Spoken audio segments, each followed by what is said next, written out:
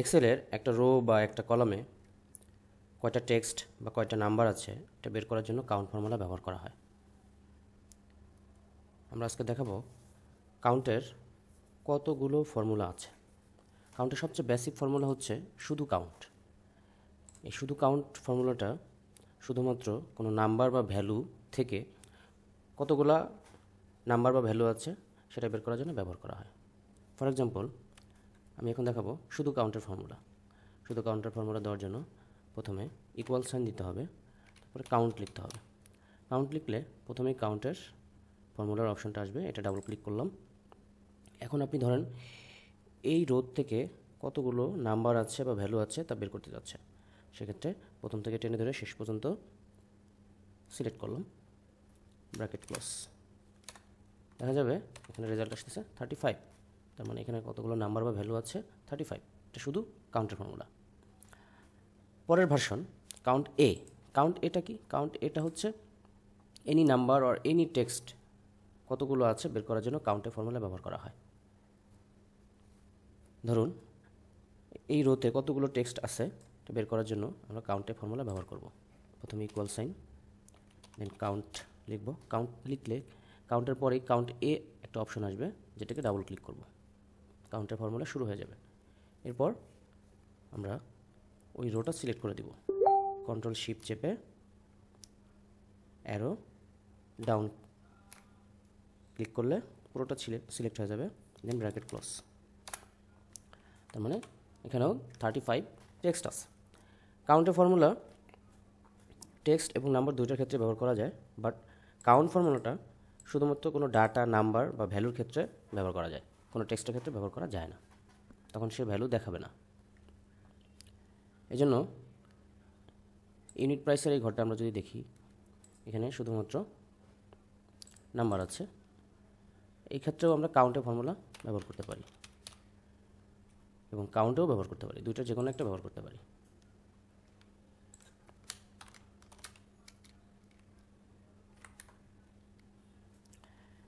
তো এই গেল কাউন্ট এবং কাউন্টের মধ্যে পার্থক্য। কাউন্টের সবচেয়ে বেসিক দুটো ফাংশন হচ্ছে কাউন্ট এবং কাউন্টে, এটা আমরা দেখলাম। এবার আমরা একটু অ্যাডভান্স লেভেলে দেখব। অ্যাডভান্স লেভেলে কাউন্ট ইফ আছে, কাউন্ট ইফস আছে, কাউন্ট ব্ল্যাঙ্ক আছে। সো দেখি চলেন। প্রথমে আসি কাউন্ট ইফ। কাউন্ট ইফটা হচ্ছে যে আপনার একটা রোতে কোনো একটা পার্টিকুলার টেক্সট বা পার্টিকুলার নাম্বার কয়বার আছে এটা আপনি বের করার জন্য কাউন্ট ইফ ব্যবহার করতে পারেন। ফর্মুলাটা হচ্ছে প্রথমে ইকুয়াল দিতে হবে, দেন কাউন্ট লিখতে হবে। কাউন্ট লিখলে দেখবেন নিচের দিকে অনেকগুলো অপশন আছে, তার মধ্যে কাউন্ট ইফটা আমরা ডাবল ক্লিক করে সিলেক্ট করব। দেন রেঞ্জ দিতে বলতেছে। রেঞ্জ হচ্ছে ধরেন আমার সেলসম্যানের ফুল রোটা আমি সিলেক্ট করে দেব, এটা হচ্ছে আমার রেঞ্জ, কমা। এরপর তার বলতেছে যে ক্রাইটেরিয়া দিতে। এই যে দেখুন ক্রাইটেরিয়া লেখা, তার মানে হচ্ছে যে আমি কি লেখাটা খুঁজে বের করতে যাচ্ছি। আমি ধরেন এখান থেকে আলেকজান্ডার লেখাটা খুঁজে বের করতে যাচ্ছি, যেটা আমি সেলসম্যানের প্রথমে লিখে রাখছিলাম, ওটা সিলেক্ট করলাম। এরপরে ব্র্যাকেট ক্লোজ। তার মানে আলেকজান্ডার কথাটা এই রোতে 8 বার আছে, এটা কাউন্ট ইফ ফর্মুলা দিয়ে বের করলাম। এরপরে আসি কাউন্ট ইফস। কাউন্ট ইফসটা কি? কাউন্ট ইফসটা হচ্ছে যে কাউন্ট ইফে আমরা একটা ক্রাইটেরিয়া দেখলাম, কাউন্ট ইফসে আরও একটা ক্রাইটেরিয়া এটার সাথে যোগ করে এই ফর্মুলাটা করা হয়।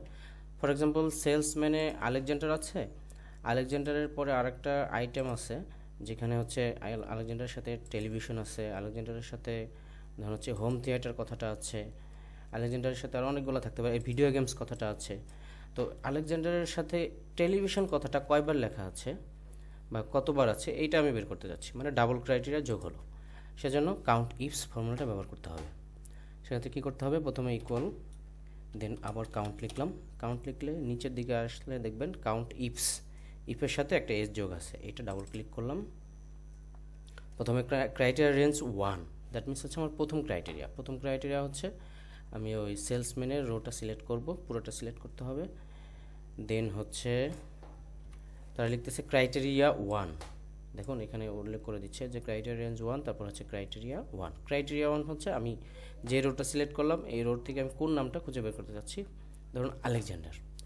আরেকটা ক্রাইটেরিয়া হচ্ছে যে আমি আলেকজান্ডার আইটেম কি, টেলিভিশন আইটেমটা কি আছে সেটা বের করতে যাচ্ছি।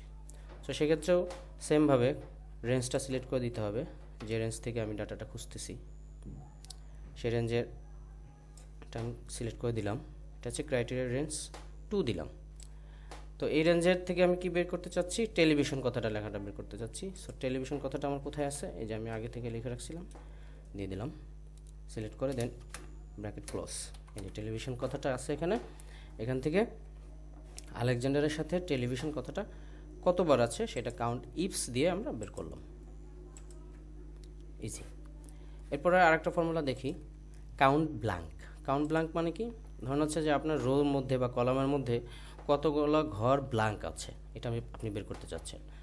সেক্ষেত্রে খুব ইজি, কাউন্ট দিয়ে বের করা যাবে। প্রথমে ইকুয়াল, পরে কাউন্ট লিখলাম। কাউন্ট লিখতে দেখবেন এই যে 3 নম্বরেই লেখা আছে কাউন্ট ব্ল্যাঙ্ক। সো কাউন্ট ব্ল্যাঙ্কে আপনি ডাবল ক্লিক করবেন, এরপরে জাস্ট আপনি রেঞ্জটা সিলেক্ট করে দেবেন, আপনি কোন রেঞ্জ বা কোন কলাম বা কোন রো থেকে নিতে চাচ্ছেন। ধরুন আমি এখান থেকে ইউনিট প্রাইসের যে রোটা আছে এখান থেকে সিলেক্ট করে দিলাম যে এখান থেকে এই পর্যন্ত আমার কতগুলো ঘর ফাঁকা আছে বা ব্ল্যাঙ্ক আছে, আমি সেটা বের করতে যাচ্ছি। সিলেক্ট করে জাস্ট ব্র্যাকেট ক্লোজ করে দিলেই হচ্ছে। তাহলে দেখা যাচ্ছে যে কাউন্ট ব্ল্যাঙ্ক আছে 4টা। আমি যদি এখান থেকে গুনেও দেখি 1 2 3 4, তার মানে 4টা ঘর ফাঁকা আছে। সো কাউন্ট ব্ল্যাঙ্ক দিয়ে আমি সহজেই কয়টা ঘর ফাঁকা আছে এটা বের করতে পারি। এই ছিল কাউন্টের আদ্যপন্ত। সাথে থাকার জন্য ধন্যবাদ।